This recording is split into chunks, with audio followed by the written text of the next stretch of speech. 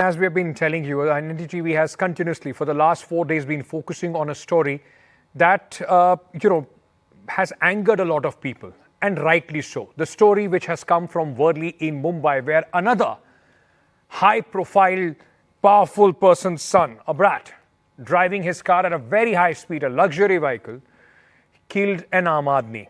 Or may I say, in fact, in the most brutal fashion, a woman died after she was dragged for over 1.5 kilometers after being hit when she was on a scooter with her husband. The family is distraught and there is anger. We'd like you to, in fact, share your views on this issue at this moment. The number, ladies and gentlemen, is on your screens. Do you think the family will get justice, or after the media hype dies down, the spotlight goes away, politicians go back to their business as usual, the family will be left alone to fight this case and to fight for justice? The accused today, let me give you an update in this case. This 24-year-old accused, who is accused of drinking and driving. He was drunk when he hit that couple, killing the woman, and after dragging her for more than 1 kilometer. He, after 3 days of being on the run, was arrested yesterday and today has been sent to 7-day police custody. The police, in fact, is saying that they are going to probe who are the people who helped Mihir Shah. Police also says that there are many unanswered questions that they are looking into. Remember, he's the son of a member of Chief Minister Eknath Shinde's party. His father is a member of this party. Though, after continuous pressure by the media, the spotlight on this case, today the Chief Minister finally acted and the leader has been stripped of all party posts. But is that enough? Because the preliminary investigation shows that his father was actively colluding, trying to help his son evade the law. Why did it take 3 days for the accused to be arrested? Why was the police not able to trace him? Well, it is said that, medically, that it's only for 3 days that you can detect alcohol in somebody's system. Is that the reason why 3 long days were, in fact, a long rope was given, and who this accused has been using? Now, let me go across to Dr. Mitra, who's joining us from Kolkata. Dr. Mitra, thank you, ma'am, for speaking to us here on NDTV. What would you like to say on this, ma'am? This is a symptomatic problem, this is just an example of what we hear in our country day in, day out. But in this case, do you believe that there will be justice, or the family, after the spotlight, will be left to fight for themselves? Well, actually, I'm not very optimistic about justice to the victim at all. Although laws are very much in place in India. But here what happens is this clout and influence, and then bribery, muscle power, then threatening of victims and their families play a very important role. And then court cases go on for years and years. So justice delayed is justice denied. Absolutely. So I doubt very much. Ma'am, thank you for calling in. I'm sure there are a lot of people, though it's a very, look at the situation where people are not even expecting basic justice to be given, but that's how possibly the wheels of justice have rolled, what people have seen around them, and that is the reason why you are not very optimistic at this moment. Nilesh Kanani is joining us from Mumbai. Nilesh, thank you for speaking to us. It's your city where this gruesome incident took place. There are demands of murder sections to be put against the accused. The police, the BMC, the excise department all wake up only after such tragedy strikes. Ankit, very sad to hear this hit and run case and the gruesome killing of the lady. I would bring to the notice that presently the RT officer and the constable, they have merely become the photographer. They are just busy clicking the photographer and finding the innocent people, rather than doing a patrolling at night and catching in the drunken driver cases or catching the people who are drunk and they are driving, and these types of incidents are happening. It is just, I think they are merely concentrating on the collection of the revenue for the Home Department and Traffic Department, rather than, personally, they should do the duty at the BCH spots, that is the Worli Sea Link or Marine Drive or many busy roads where the traffic is more. There should be a patrolling at night of the RT officer rather than just merely clicking the photograph and finding the innocent people in the lane. Thank you, sir, for joining us. I mean, Joe, making a very, very important point. I think there is also a need for the overhaul of our police system as well, the checks and balances, because now action is being taken. There is suddenly the BMC realizes that the bar in which this 24-year-old who is 1 year short of being legally provided alcohol, that there is some illegal construction as far as that bar is concerned. Suddenly the excise department wakes up, sees that rules are being flouted and they are cancelling the license. But what about regular checks and balances for which these agencies are made is also a big question, ladies and gentlemen.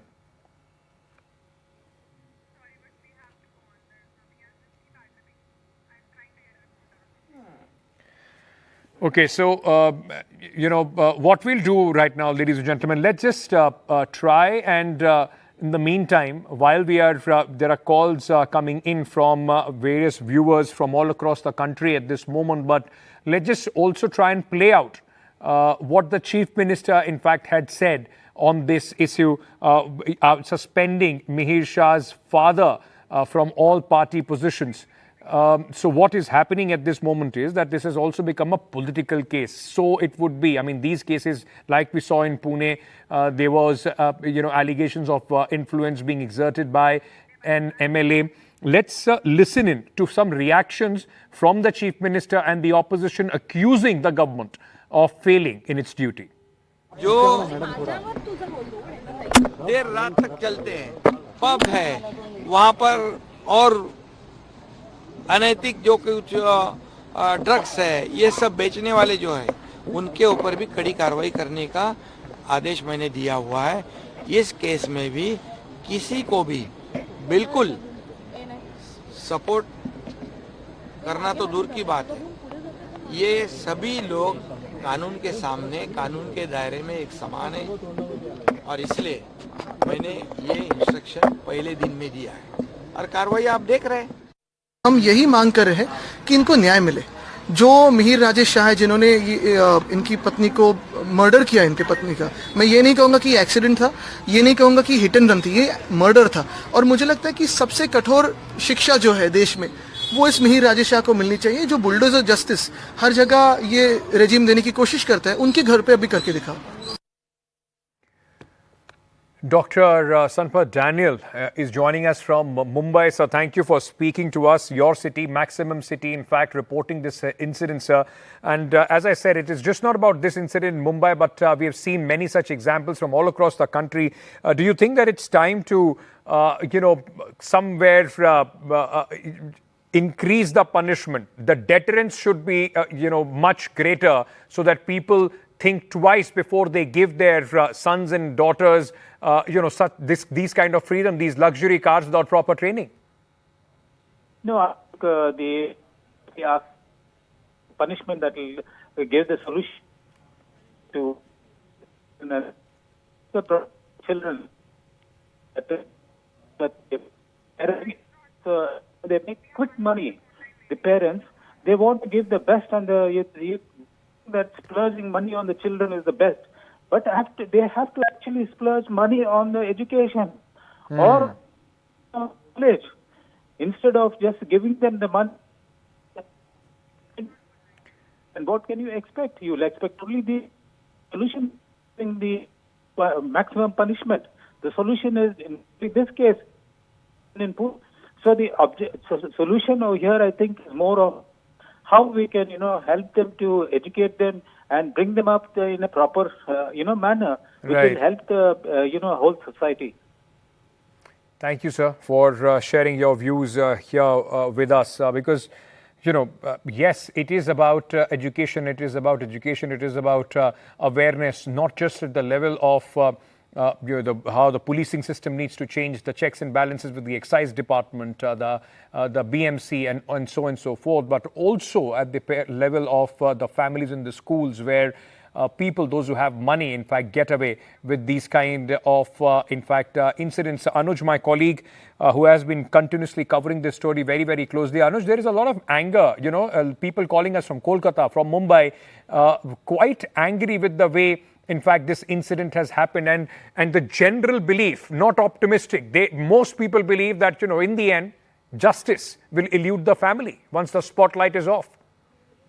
There is indeed a lot of anger about all of these things, and the reason for it is not necessarily this case alone, because this happens once in a while in our country. It's been happening for a while now. Every year there's almost a case like this.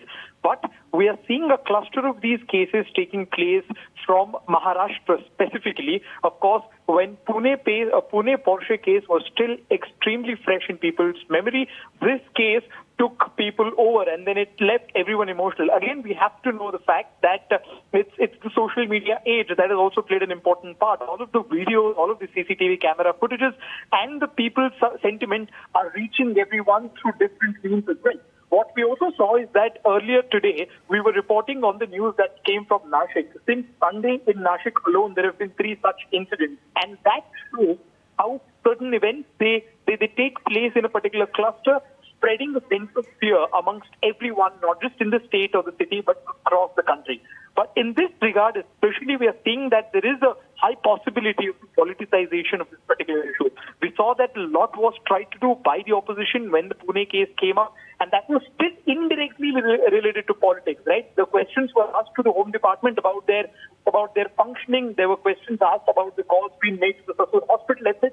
But in this case, the role of the politics is even more strong, because you see, there is a direct involvement of the people who are involved in this accident with the ruling government in the state. And how that will pan out to be will only need to be seen, because the elections are not very far away.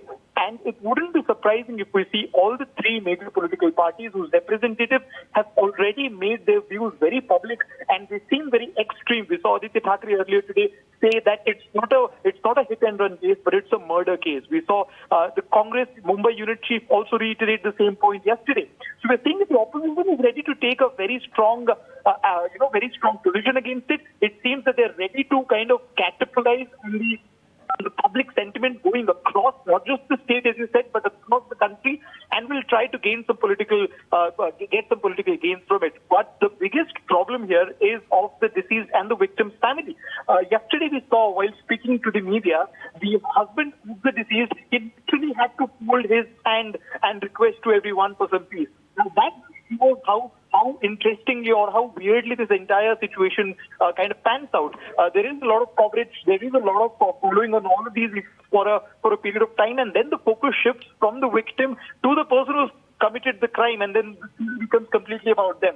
So there is a lot of fear amongst especially the people of the ranks of the society who just want carrying on their daily businesses, but now they need to be afraid even while crossing the road, because anyone speeding at over 100 kilometers per hour might just ram their vehicle into them. And this fear, which in an ideal situation no one should have been thinking about, is something that they need to worry about in some major cities, like, as you said, even in the maximum city of the country, that is Mumbai.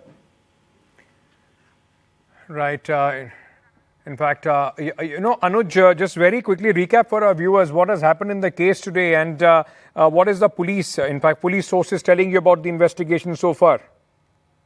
The entire case kind of took a different turn, and it picked up pace after yesterday afternoon, when the primary accused, was arrested by the police from Shahpur Thane. Now, the arrest itself followed a very interesting pattern where it was a proper technological surveillance which was undertaken by the Mumbai police, and that helped them reach Shahpur, where the primary accused had absconded with his family and a friend. Then, of course, all the phones were switched off for 60 hours, but then he went to meet a friend in Virar who switched his phone on for 15 minutes. And those 15 minutes costed Mihir Shah, has probably costed him everything at the moment, because the police was able to track down the location of that phone, and then they reached to him and then they nabbed him. We see after that, when he was presented in the court today, in between he was not brought to the Worli police station for several reasons. But today when he was presented in front of the court, we saw that the public prosecutor had several arguments on why the police custody needs to be there for a maximum period. He stated that the investigation is still in its preliminary stages. There needs to be a lot of paying up to be done by the Mumbai police, and that will take time. But you see, the defense also tried to make some smart points. They stated that the statement made by the primary accused and the driver, who's been given a police custody until tomorrow, both of the statements, both of these stories are parallel. They match quite well. Secondly, he said that the police has recovered all the evidences that they needed in their primary investigation. So there is not much left for the police to investigate. We also, because the public prosecutor had earlier stated that the Mihir Shah, the primary accused, got a complete makeover by removing beard and hair, and that kind of poses an important question on who helped him in doing that. The defense to that had a very interesting point. They said that only because of that can't basically a person getting a makeover can't be the strongest point for public custody, for police custody. Okay, Anuj, stay on with me. In fact, Urvashi Gupta is joining us from Mumbai. We're getting a lot of callers from Mumbai. In fact, this case is from Mumbai. Ms. Gupta, thank you so much for calling us. Please go ahead with your comments, ma'am. So I just wanted to say that I have a lot of faith in our judiciary and the police, Mumbai police, and we just need to be a little patient. We need to have a little patience in this case, and we do not need to have many opinions and draw conclusions. The police and the judiciary will take specific actions according to the Constitution of India. But ma'am, do you think because, the father is politically connected, as the family has been saying, who will stand with us? Once the spotlight, once me and you would stop talking about it, the media cameras won't chase the politicians. Do you think the justice will be served even then? Yes, it will definitely be served. The law is same for everyone, be it politicians, be it the rich, be it the poor. The law is the same for everyone. We just need to have faith in the judiciary system and the Mumbai police. They will do their job. Thank you so much for speaking to us here on NDTV. Important, in fact, at least somebody does believe that the law will take its own course and, of course, justice will be served. We'll leave it there. Thank you so much for all our callers for speaking to us.